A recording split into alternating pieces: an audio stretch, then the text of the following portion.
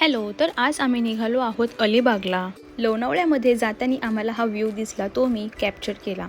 त्यानंतर आम्ही लोणावळ्यामध्येच जेवण केलं आणि पोहोचलो अलिबागमध्ये. तिथे आम्ही फिश घेतले आणि जिथे आम्ही राहणार होतो तिथेच आम्ही त्यांना बनवायला दिले. त्यानंतर सनसेट झाला.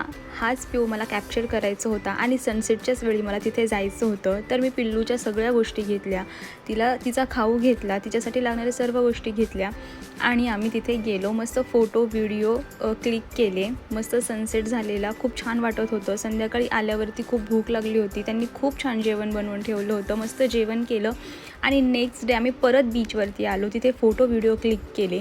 त्यानंतर आम्ही गेलो लोणावळ्यामध्ये असलेल्या मॅप्रोमध्ये.